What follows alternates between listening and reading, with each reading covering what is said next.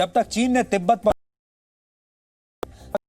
चीन ये कहता रहा कि उसके और भारत के बीच कोई सीमा विवाद है ही नहीं, क्योंकि तब उसे तिब्बत पर कब्जा करने के लिए भारत की मदद की जरूरत थी। लेकिन जैसे ही चीन ने तिब्बत को पूरी तरह वो भारत के साथ सीमा विवाद को हवा देने लगा। इसके लिए चीन ने नए नक्शे जारी करने शुरू कर दिए। इन नक्शों में भारत के कई इलाकों को चीन में शामिल कर लिया गया। चीन अपनी सहूलियत के हिसाब से समय समय पर कैसे अपने नक्शे बदलता रहा है और कैसे पुराने नक्शों को नकारता रहा है, इसे हम आपको आज कुछ पुराने नक्शों के आधार पर समझाना चाहते हैं। अब जो नक्शा आप देखेंगे ये वर्ष 1933 पर है। ध्यान से आप देखिएगा, जो उसी वर्ष यानी 1933 में चीन के शिक्षा और साहित्य विभाग ने छापा था। इस नक्शे के हिसाब से अक्साई चीन का ज्यादातर इलाका भारत का हिस्सा था।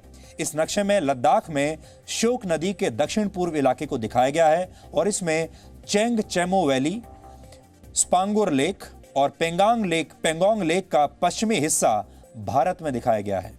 यह नक्शा भारत और चीन की सीमा बताने वाली उस जॉनसन लाइन के आधार पर बनाया गया था, जिसे वर्ष 1865 में हुए सर्वे के आधार पर तैयार किया गया था। आजादी के बाद भी इसी जॉनसन लाइन से भारत और चीन की सीमा का निर्धारण होता था और चीन को इस पर तब कोई भी आपत्ति नहीं थी। चीन ने इसे स्वीकार कर लिया था। अब दूसरा नक्शा देखिए। यह नक्शा वर्ष 1951 में चीन ने छापा था।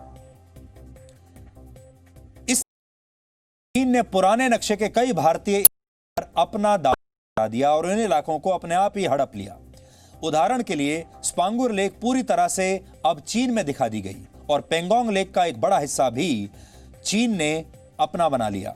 यहां ध्यान देने वाला था जब चीन ने भारत की सीमा के अंदर घुसकर अक्साई चीन में सड़कें बनाने की तैयारी कर ली थी, यानी इसे सही ठहराने के लिए उसने अपने नक्शे बदल दिए।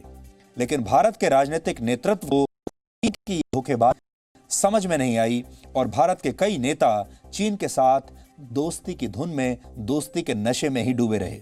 यहां तक कि तब भारत के सुरक्षा बल अक्साई चीन में गश्त करने के लिए भी नहीं भेजे जाते। इसलिए इस सड़क के बारे में जो चीन ने वहां पर बना ली थी, भारत को बहुत वर्षों के बाद पता चला। उस समय टेक्नोलॉजी का जमाना था नहीं। आज तो तुरंत पता चल जाता है, क्योंकि आज आपके पास सैटेलाइट्स हैं और जिससे आप पता लगा सकते हैं। लेकिन उस समय आप सोचिए, चीन ने सड़कें बना ली और भारत को कई वर्षों तक खबर ही नहीं हुई। इसके बाद नवंबर 1959 में चीन की मैप प्रिंटिंग सोसाइटी ने चीन का एक और छापा। यह वर्ष 1951 का ही नक्शा था, लेकिन इसे चीन ने जनता के बीच आधिकारिक तौर पर प्रचारित करने के लिए नए सिरे से छापा। इस नए नक्शे में भी भारत के इलाकों को चीन की सीमा के अंदर दिखाया गया। यह वो समय था जब चीन के प्रधानमंत्री लाई भारत के दौरे पर आए थे।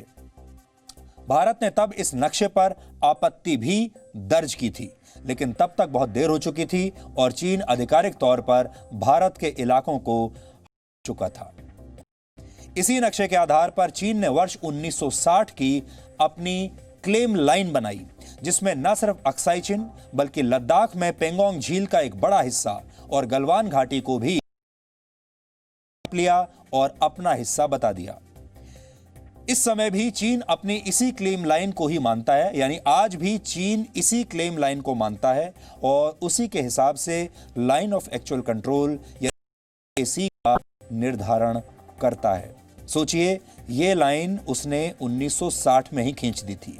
1960 से लेकर आप सोचिए 2014 तक इस देश में या तो कांग्रेस सरकारें रही हैं, नेहरू गांधी परिवार के लोगों की सरकारें रही हैं और या फिर उनके समर्थन से चलने वाली सरकारें रही हैं।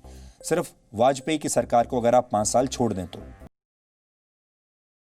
क्या किसी भी सरकार ने चीन के सामने यह मुद्दा उठाया और क्या इस जमीन को वापस लिया? भारत के सामने चीन का मनोवैज्ञानिक युद्ध अब जाकर फेल हुआ है। चीन की सेना जो ताकत दिखा रही थी, उसका कोई असर इस बार शायद पहली बार होगा जब उसका असर नहीं पड़ा, क्योंकि चीन की सेना कितने भी दावे कर ले, उसकी ताकत सिर्फ भ्रम है।